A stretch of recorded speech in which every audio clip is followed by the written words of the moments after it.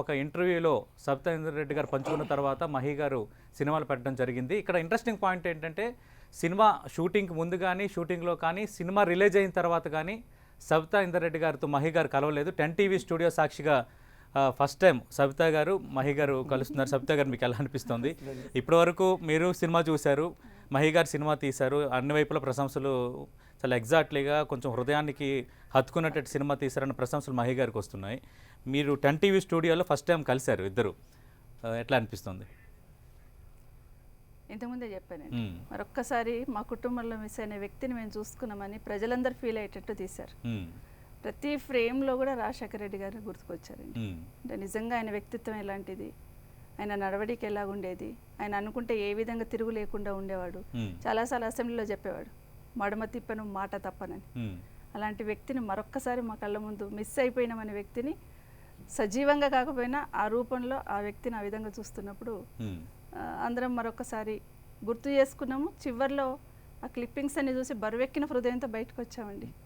చాలా మంది కళ్ళు చెమర్చి మేము కూడా కంట్రోల్ చేసుకొని బయటకు వచ్చాం.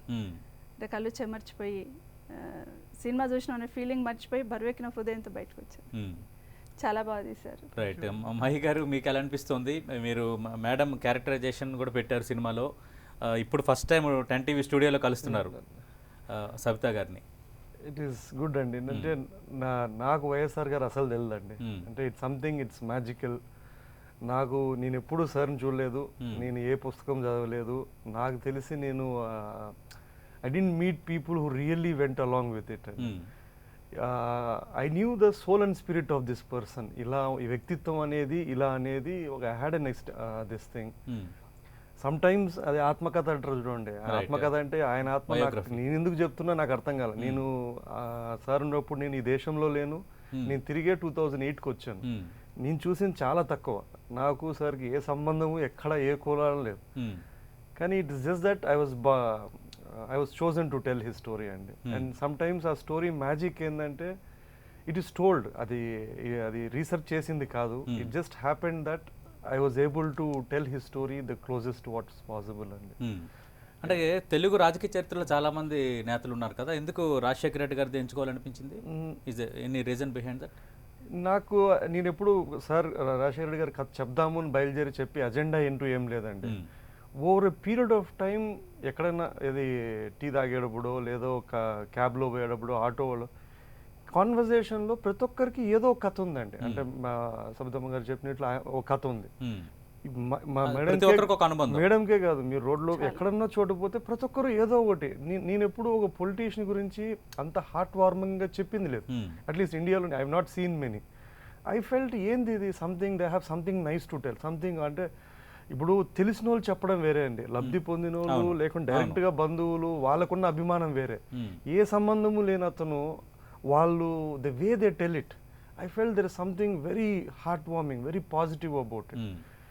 I felt there should be a story told. అంటే మేబీ అంటే అతను కరేజియస్ వీరుడు అంటే ధైర్యవంతుడు అని నాకు ఎప్పుడూ ఇన్స్పైర్ కాలేదండి. ఓకే, ఐ వాంటెడ్ ఒక 50 ఏళ్ళ తర్వాత when they people look back at Rajasekhara Reddy గారు, I want him to be remembered for that compassion. Okay, I wanted him to be remembered for that attitude, the kind of a positivity got, a humbleness, or I wanted him for the generosity what it.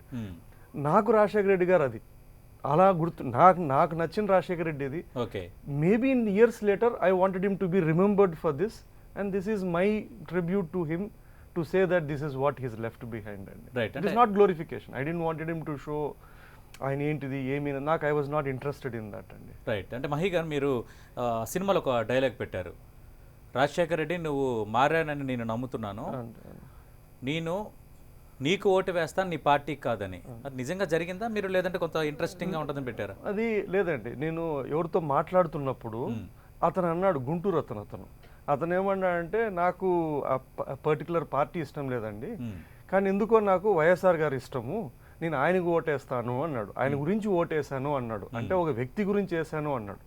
So taking that spirit of it, it was not to demean any party, but ఒక మనిషి గురించి, అతనేం గుంటూరు నుంచి నిలబడలేదు, కానీ ఆ మనిషి గురించి నేను అతని గురించి ఓటేసాను అని చెప్పడంతో I thought to take that and translate in to a dialogue. Right. and he was the face of it, whether we like it or not. Rajshekar Reddy garu was the face of that campaign or that party at that given